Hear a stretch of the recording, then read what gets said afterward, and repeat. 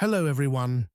In this video, we'll be examining the creation of humankind from various perspectives. The narratives about human creation in mythological accounts, Sumerian tablets, and divine books, especially the Quran, which is claimed to be an unaltered divine book, contain both similarities and differences. We also observe similar verses in the Torah and the Bible. When we incorporate scientific methodology, these similarities and differences become even more complex. Questions like, who am I, where did I come from, and where am I going, are not only asked by divine books, but are also explored by all disciplines, including philosophy and science. The issue of creation is a complex matter that exhibits both similarities and differences across various sources. Therefore, I've decided to create a video series that will address the creation of humankind with an unbiased and multidisciplinary approach. In this first video, we'll analyze the creation of humans in the Quran, particularly the process that begins with Adam. We'll examine the verses of the Quran in detail, following the clues and maps like a treasure hunter to find the most critical points. In all our videos, we'll address the most extreme inquiries and establish interdisciplinary connections. We'll discuss topics such as the Sumerian tablets, the Anunnaki issue, and the scientific theory of evolutionary creation. As a person of faith, instead of criticizing Darwin's theory with prejudice, I strive to understand the foundations of science. We must focus on how science, Sumerian tablets, the Quran, and other divine books can find common ground. The theory of evolution is a scientific theory that argues that living beings have reached their current state by undergoing changes over time. According to this theory, all living things come from a common ancestor and have evolved through natural selection. The theory of evolution is supported by fossil records, genetic similarities, and other scientific evidence.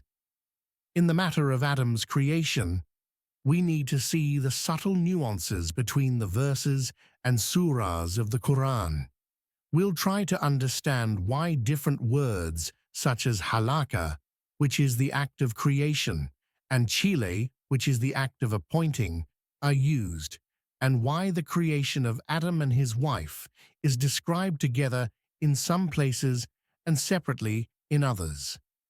Our method of inquiry is to clarify the definitions, try to find the diverging and converging aspects, and conduct a detailed examination like a treasure hunt. Today, we'll address the issue of human creation with this sensitivity. In Surah Al-Baqarah, we see that the Lord told the angels that he would appoint a caliph on earth, and the angels objected. In Surah Taha, it is narrated that Adam made a promise before he was created, but forgot it. In Surah Al-A'raf, it is stated that the Lord gave Adam a form and commanded the angels to prostrate themselves. In Surah Sa'd, it is told that the Lord said he would create a human being from clay and commanded the angels to prostrate themselves.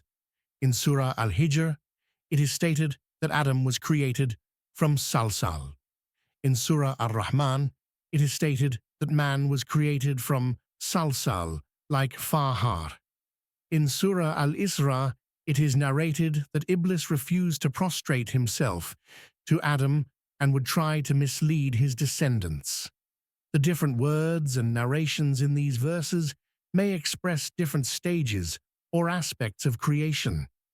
For example, Seela may be used in the sense of appointing or assigning, while halaka expresses the act of creation. Different events such as the creation of Adam, his appointment as a caliph on earth, and his descent from heaven are narrated in different verses. In Sumerian tablets, it is narrated that Enki created humans and Enlil objected to this. This presents a different perspective from the narrative in the Quran.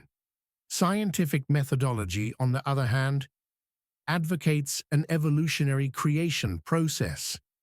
We will try to understand the similarities and differences by addressing these different perspectives with a multidisciplinary approach.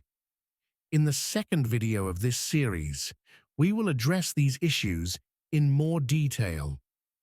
In the meantime, I suggest you read the verses we mentioned and make your own inquiries.